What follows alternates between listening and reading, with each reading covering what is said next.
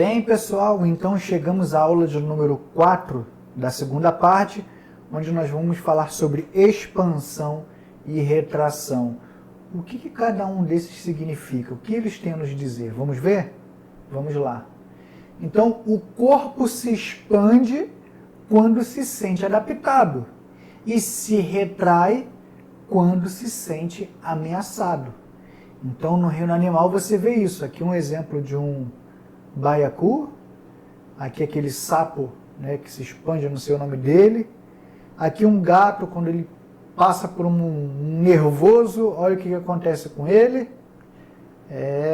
E o contrário também acontece. Nós vemos aqui a retração de um caramujo, por exemplo, vemos a retração aqui de uma tartaruga.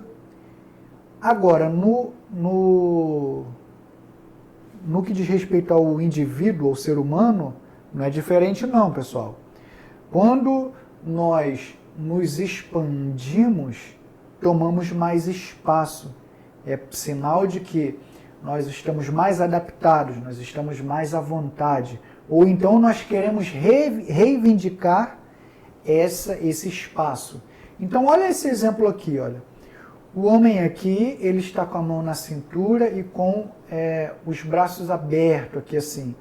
Essa posição aqui, quando a pessoa está desse jeito, ela parece maior do que ela é pelo seu observador, porque o braço dá uma extensão maior do corpo.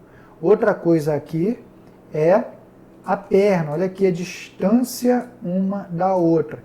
Você vai observar que quanto mais tímida uma pessoa for, mais a tendência dela ficar com as pernas uma juntinha da outra, o cotovelo colado no corpo, o pescoço quase escondidinho assim, é porque a pessoa é mais tímida, ela ocupa menos espaço no mundo.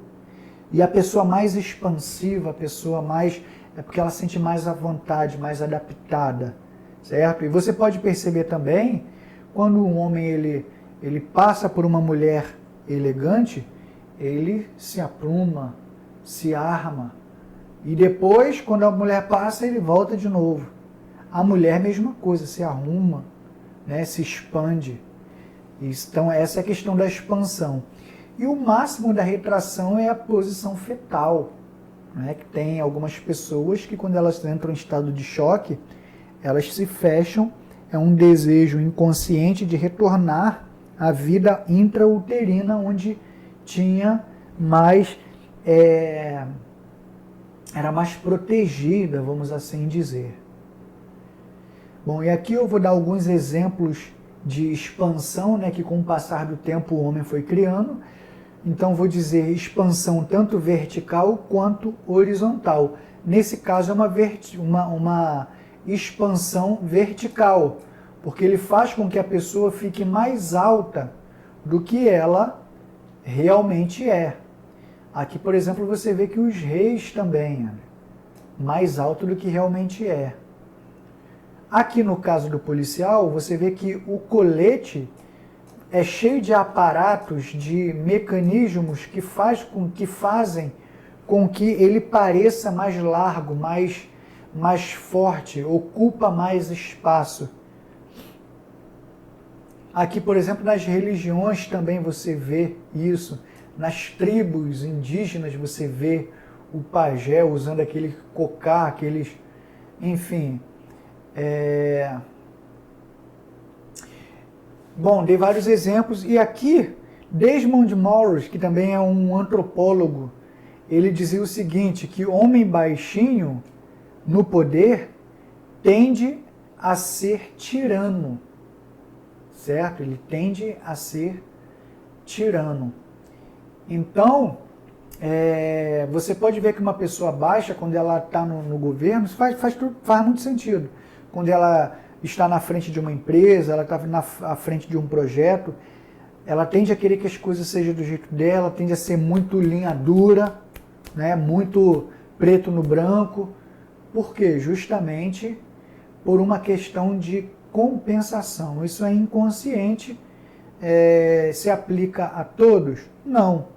Mas os estudos mostram uma tendência aí. A questão aqui, ó, do trono, né? O trono fica no lugar mais alto, o rei, ele fica no lugar mais alto.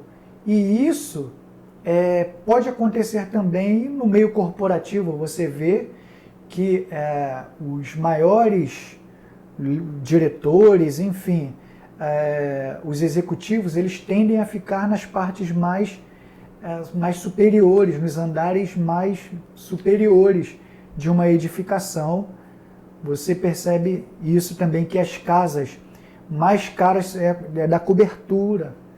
Então isso porque uma ideia de status, de alto, de mais amplo.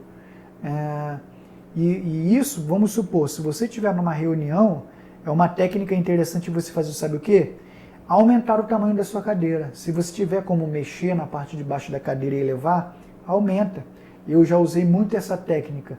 Isso é uma mensagem que você manda inconscientemente, certo? Então use e abuse. Aqui você já vê o contrário.